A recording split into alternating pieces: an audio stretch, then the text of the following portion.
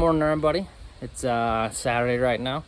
Been in the shop here getting some work done on a car we picked up about a month ago. You guys may remember about. It was a '73 Javelin. So I picked it up for our friend Dave. He's looking for a car just not restored, just something he can have fun with. That's kind of what this car is a perfect candidate for.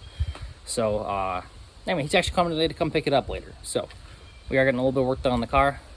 And he's kind of looking for a car to make a street strip car out of. Something you can just put a 4.1 in there with a 4-speed, 9-inch in the back. Something you can just ride around, be a menace with, do burnouts, speed on. Then run like mid-13s, something like that. So anyway, we're just getting the touch-up work done on the car for him. So it's in a little better place. We can mostly just put his drivetrain right in the car and start having fun. So show you guys where we're at. And then in a little while, we're probably going to start this thing up. So now we're working on touch-up work and stuff. Got a little work done on the trunk here, just because we had some peeling paint around the edges, so we got that kind of masked up, respayed black, put some undercoating here in the trunk with some nice speckle paint, making it look all nice and fresh. And just a little random touch up in places. Lead was falling off on the roof up there. Got a little vacuuming done inside the car here. The seats are over there by Mom, but a little vacuuming done here, it's just a little cleaner. Just a little undercoating back in there a little bit, just so it's nice and clean looking, since Dave might not have a back seat in this car when he actually uses it. And then over here on the front half of the car too, just a little touch up around the engine bay too, because the car was originally can't get the name of the color right now, burnt orange actually, and it was painted black probably in about 1985, something like that. So the paint job is not perfect in a lot of places, but it's very nice too. So it's just some of the gems they didn't clean the best, so we're doing some of that work, so it's looks very presentable for him to have fun with and enjoy himself.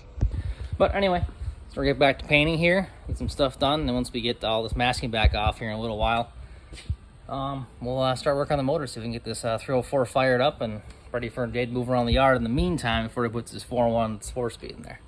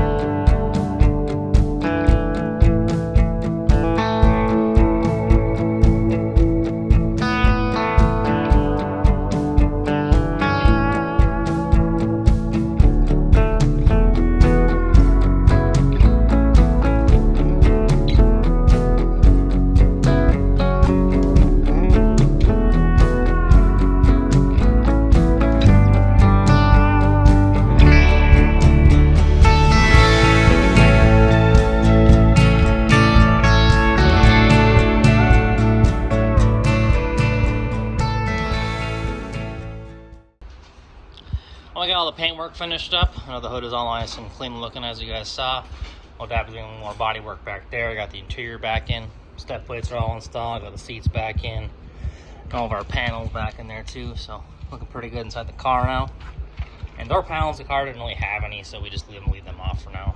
Got this spot where the lead was popped out nice and painted up, and a couple of flaws I had back here, and there a little spot there by the tail light. Got that fixed up too. So all nice and clean. So we're gonna pull the masking off here in a couple seconds, then we'll have a nice black Javelin start on the engine.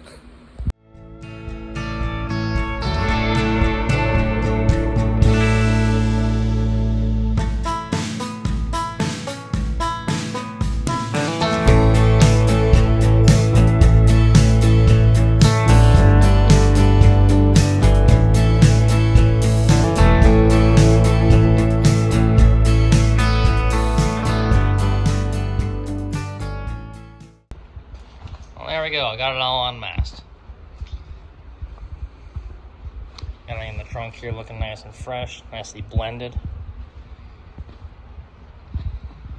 All little spots gone over here.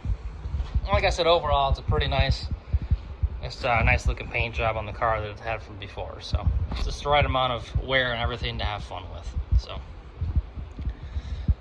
and I got all the interior inside, like I said before, so seats are all in there, and it's kind of needs a little bit of love in the interior in some spots, but overall it looks pretty nice for a bubble fender, as most of them are pretty rough.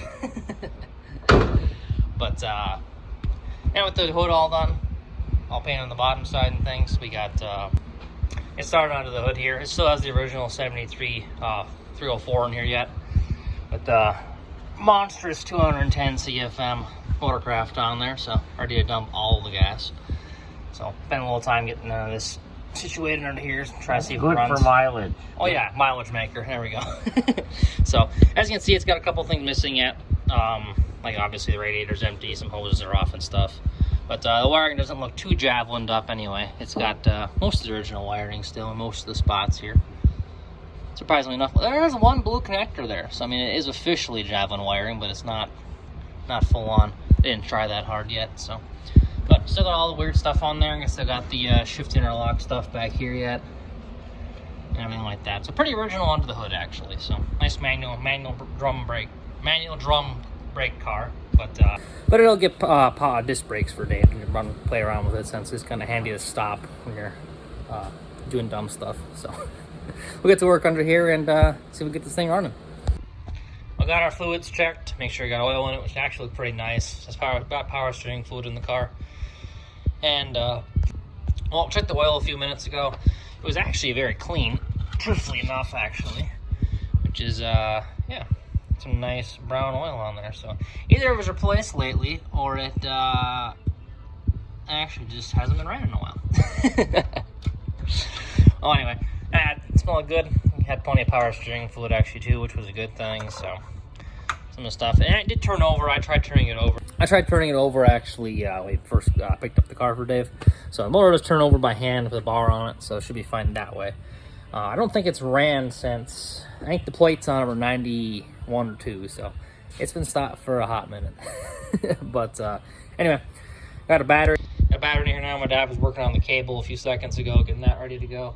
We did see there is a wire set up in here to right here, which is not exactly what you want to see in here.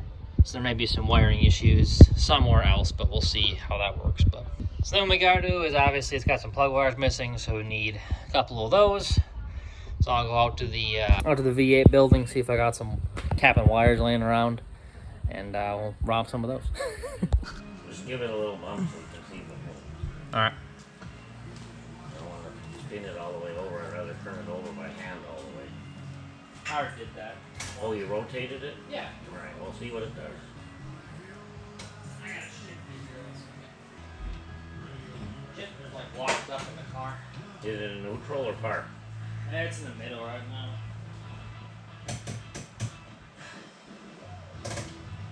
Actually parked.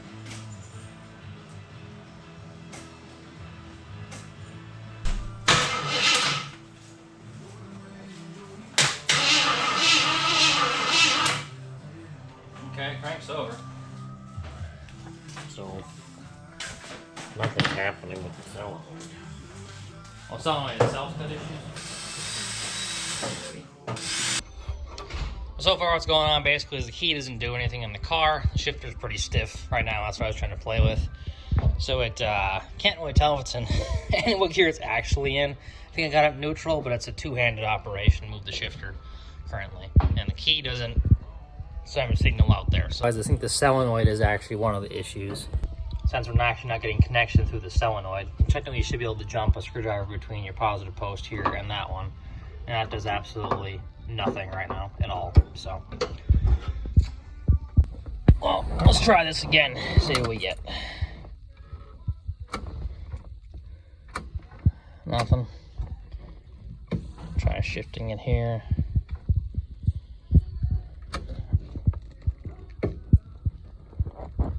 So, reverse, neutral, try that. Nothing in here. Alright, good enough. Anyway, so we found basically the seatbelt interlock operations these cars have is causing an issue why it won't start. So we ended up actually grounding the wire here that has this extra connector in it to the car itself, and then actually allowed it to start, bypassing the seatbelt interlock systems. Since the 73, they had a lot of seatbelt laws. They have lots of wiring in here that makes it so you have to have the seatbelts connected to start the car. Like there's actually a wire that goes underneath this seat right here.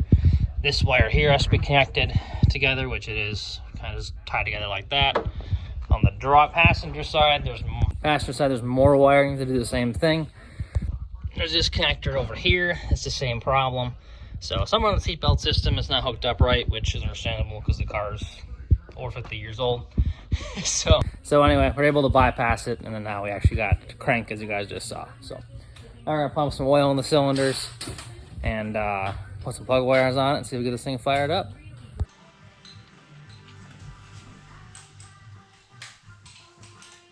Anti-seize on them. Nice clean, not pretty, little bit of carb on them, not too bad though, so good looking number one anyway. See how the rest of them look.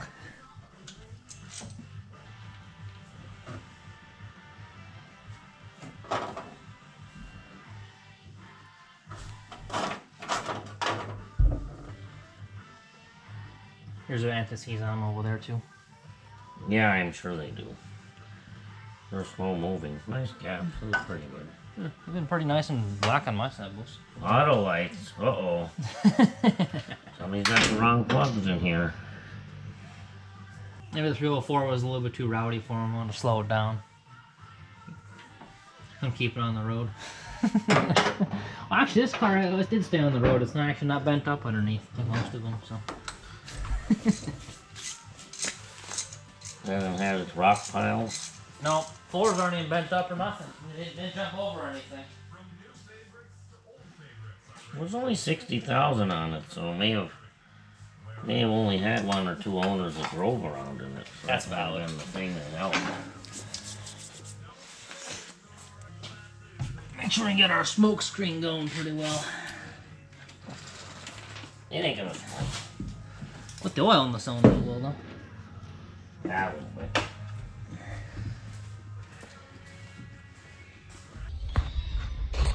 Well, we got the fresh set of used wires on. Ready to go with that. We got them all wired in. Now Dad's taking a few minutes to look at the points, see what we got going on there. Actually got something worthwhile in there. But they look pretty clean, actually. Pretty decent. Okay. Let's file up a little bit, make sure we got a nice clean connection.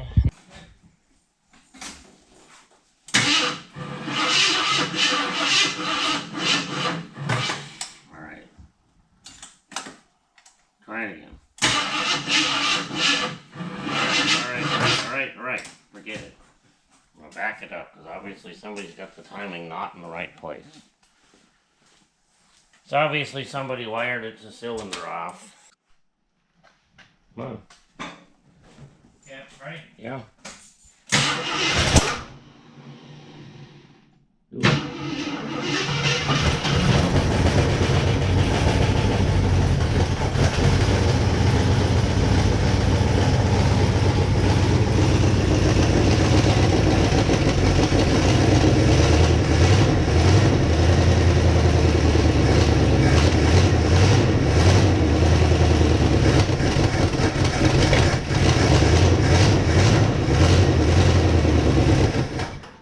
Shut the key off. I have it too far retarded. Okay. Trying to get it to start, so I okay.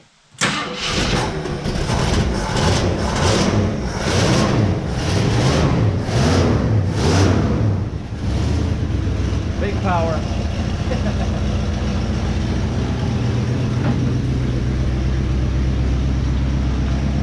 Well, you got some stuff out of the exhaust. Yeah, you're cleaning out the exhaust.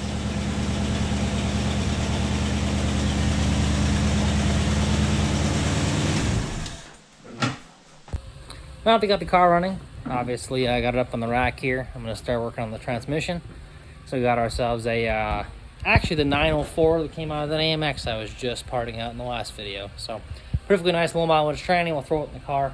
That should work just fine to get this thing moving around the yard, and so Dave can move back and forth till he's ready to put the 4-1, the 4-speed in there. So anyway, I'm gonna go underneath here. I'll lift it up a little more in a second here because I got the door open. So, but the reason why we don't want to run it too long is because you can see there's no drive shaft in it, because this is actually a junk tranny. So all it has is, I think, second gear. And anyway, so the pan was off of it when we bought it, so there's no fluid in it, no drive shaft, and so I just didn't want to ruin the tranny that's in it for a good parts tranny, since it has drums and clutches and everything else, and it's still good to use for something else. So put this other one in there, and then we'll be ready to move it around. Maybe we'll do a little burnouts later. We'll see how it goes. Anyway, so what I'm going to do is I'm going to take these lines right here, since they're ones on the car are pretty hack jobbed up and junk, as well as these lines are obviously shot. I'm going to basically slice them off about right here. I'm going to loosen this one lightly just because the train is still full of fluid, and then actually cut it off somewhere in here and then run it back over here and make these two just loop together, just so it keeps all the fluid in it. And since I'm just moving it around, it's just a move around the yard tranny at Dave's house. And with that way, with a tranny in there, you can drive it around the yard, do, one wheel peels out in the road and screw around with it and stuff, and do donuts in the grass, or any kind of menacing you want to do. You have the option, then you're not just totally screwed. So, but that's kind of the goal anyway, because the car has no brakes, so you kind of got to watch some of what you're doing. But if you're a good driver, you don't need those anywhere where we're going. So I finished up the tranny line conversion over here a few minutes ago. We're going to pull Dad's ready to pull neutral safety switch here in a second. Got the socket cable off. I bent these around. Was able to get a nice flare on those. This should keep our fluid inside our tranny working nicely. And then we also got this all cleaned up. Put the converter in. One that's labeled 99. Put a fresh one. Mom right now is working on getting a drive shaft. This car never had one of our selection of drive shafts. So what'd you find this time? This is the one to compare to. Oh, that's the 360 Javelin one, or the other one? Oh, 304 Hornet should be the same. Oh yeah, okay. Yep. A 304 Hornet and then a Javelin. Oh, I guess the 6-cylinder Javelin one's a little bit longer. Yeah, but I think this one is sitting a little bit closer to the ground. Nah, they're pretty close. No, it's an inch longer. It's an inch longer. But it may be the difference of how it sits in the car, so I don't think we'll stress out on it quite yet. That's also valid. So now we got the Javelin up in the air at normal height, not Munchkin height. We got ready to start pulling this apart here. So which isn't too bad of a job. Basically got to pull off bell housing bolts and a couple things. But you can see that's the tranny lines I was talking about before, where they kind of have a weird setup right here going on. So we'll just pull those off, and the radiator's not really in the best shape either. So let's get a couple things pulled off over here, and then cross member quick, and then we should be ready to go.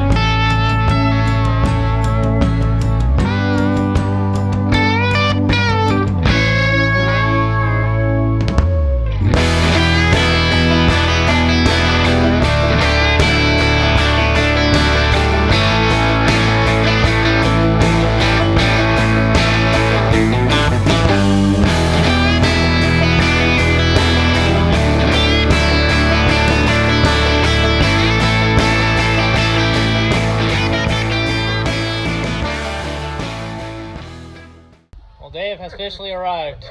Yeah, we're just getting the tranny put in so it shifts a little bit. There's the one in there's got Bluetooth gears currently. Yeah, it's got Bluetooth gears. It's only got second, so. Okay. It doesn't have any anymore. Oh yeah, I think so.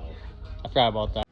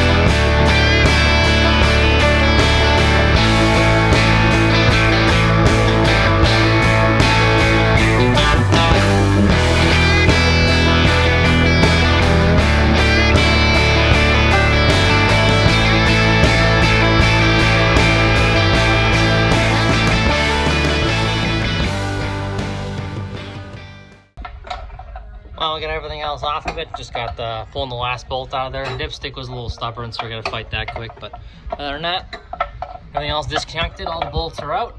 I got the engine supported off the ear over here with this stand, since the Javelins have a lot of room behind the motor. You can't just hit the firewall.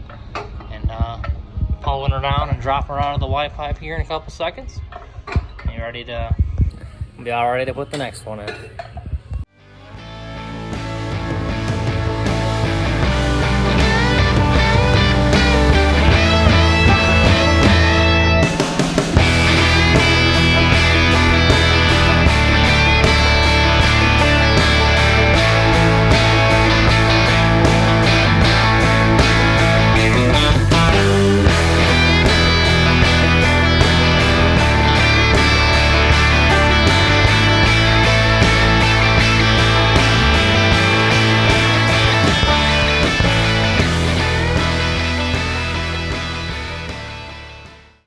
Well, there's an empty hole, backside of a 304. Lots of room for activities now. And we got the tranny over here.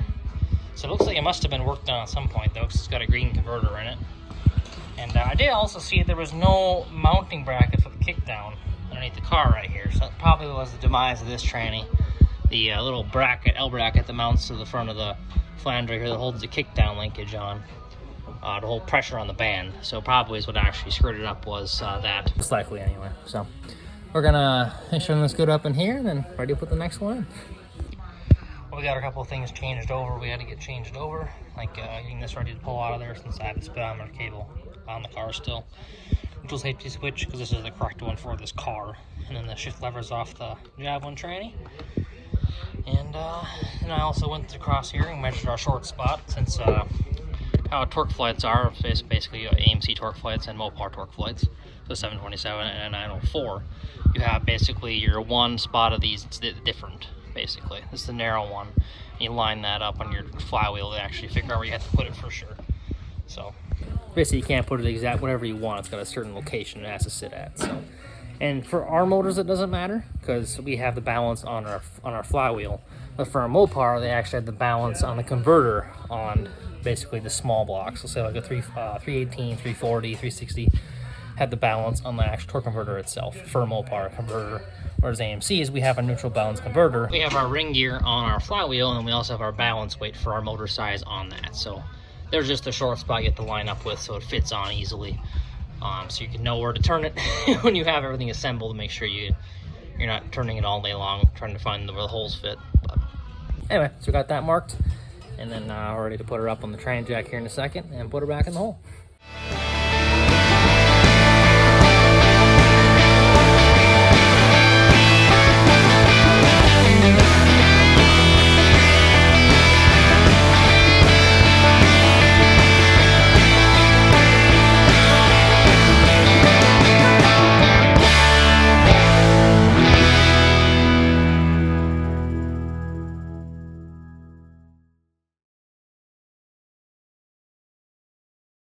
Well, we got Dave over here cleaning up the drive shaft for the car, and we got this tranny all put in. Tranny's all bolted up in the hole. We got our crossmember back in, shifter all hooked up, speedo cable back in the hole there, our shift interlock line back on, neutral safety back on there, our deep bypass line kit we made for it, because that's the original lines in the car are, not really fantastic.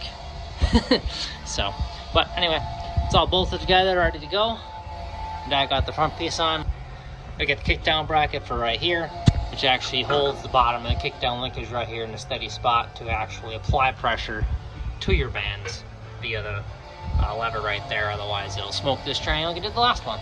But anyway, that's a wrap for the train job, more or less. We'll get the drive shaft put in here, put her on the ground, and see if she moves. Well, got the drive shaft all in the car, ready to go. So we're all set up to put her on the floor and check our fluids and make sure she's ready to go right around and have fun. Good morning, everybody. It's Sunday. Got a little later start today. We stayed up pretty late last night, kind of laughing and joking in the garage here, telling Javelin stories, making elaborate schemes what's going to go on with this fun ride over here. And then getting some tires ready to go, since the appliance makes stay with us. So we got some Magnum 500s outside. They're gonna go on the car once it's on the trailer, and a couple other Front ones we got out of our rack of just regular iron wheels. And Dave can put his slot mags on there, or his crackers, or keystones when he gets home, make it look official look of the 70s. But anyway, it's been a few minutes. I got my professionally installed fuel system in here, because I installed it, I'm a professional.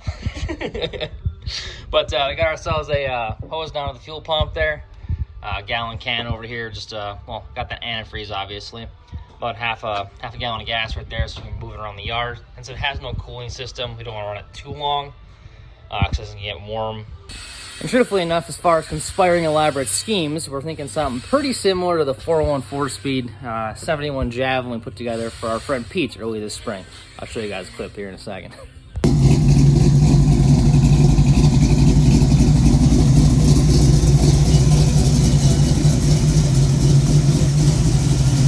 Need a little bit of tuning yet, but not too bad. And yes, there's a rag over the master cylinder. We just weren't sure if the cap was going to leak or not, so.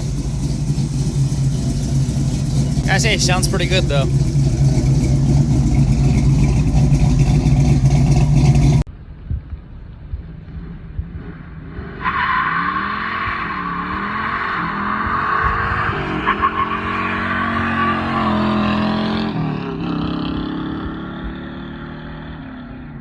Seemed to skate pretty damn good. But anyway, so this motor will probably stay dry for right now since it has some questionable frost plugs in the one side. And it looks like the one actually has a hole, which is why it probably doesn't have coolant in it anyway currently. So it worked just fine with Dave moving around the yard. 10 to 15 minute run times, no problem there, and doing needs to do with it. But anyway, I had fill up the transmission here in a couple seconds, and so we lost some fluid putting in, and then we're ready to move it outside and take some pictures and put it on the trailer for Dave, so he can head on back to eastern Wisconsin. But that's not before we might, maybe trip the tires a little bit in the garage. We'll see. We'll see how it works first. No promises, but if it works, we're gonna do it.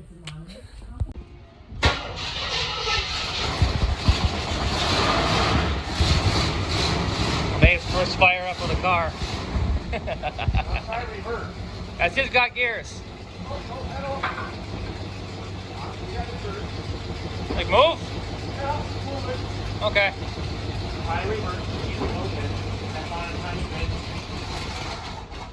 It's not warm enough, so just hold on. Yeah, it ain't quite warm enough for that. Park, shut the key off. So that point. Remember that point. It's got points, yeah, you got a little key. You don't want to leave the key on. Not quite pulling gas yet. Well, I don't know if it is or not. Yeah, we'll see if this fuel pump works or not, but meantime, we'll fill the bowl up. Okay, so just try to see if it'll move, and we might have to put more tiny fluid into it. We only put in something. Yeah. Okay, fire up again.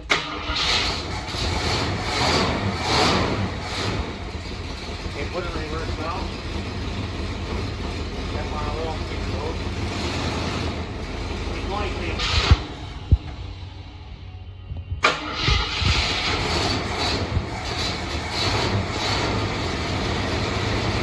Let it idle down and then put it in reverse. Step on a little, keep on a little hump. Come on. There you go. All right, put it back. There we go. Put it over that.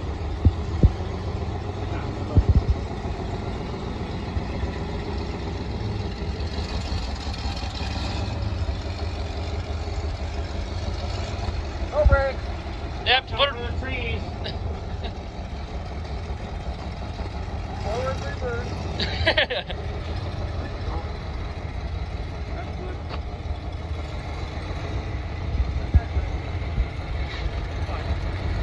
Okay, now get back to reverse. Reverse. Give it a second. Hold on. We're not putting on a trailer like that, Dave. Let me guide you to the rack and then we'll just pull it up from the elevator.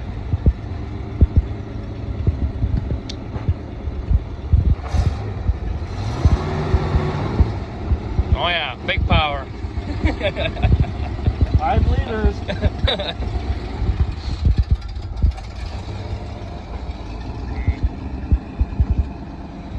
There we go. That's good. They're just like Since this car has no brakes, we're gonna use the alligator and pull it up on the trailer since don't feel like running into the Suburban. Well, I hopped in the old Alligator here. This is our 83 J20. I'm gonna pull her up the trailer here in the mirror, so we're getting going here quick.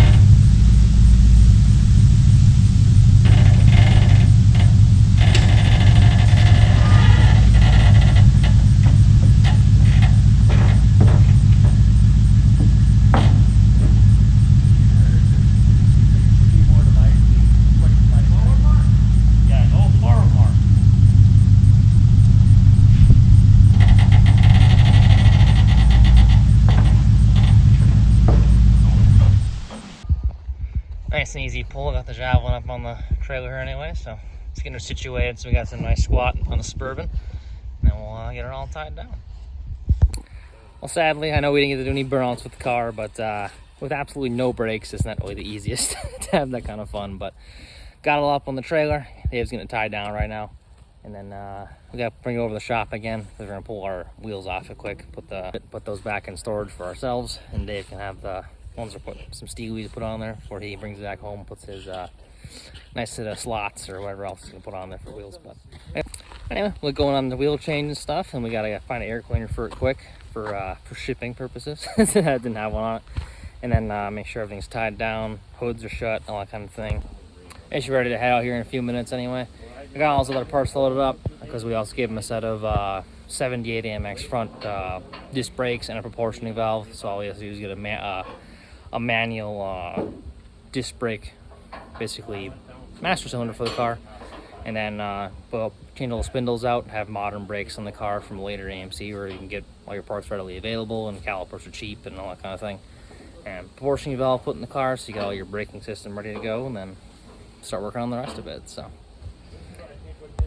with the brakes and the whole car set, should be a pretty good combination to start getting some parts collected and getting a motor together. He's already got a tranny for it and a scatter shield, so he's got that stuff already. And just got a different ren for the car, because obviously the 20 is going to hold up to 4,000 RPM clutch dumps.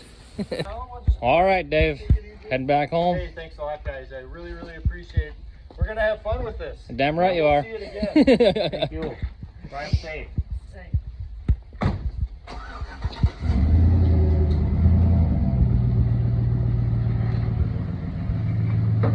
Oh, there she goes. Back to Wisco.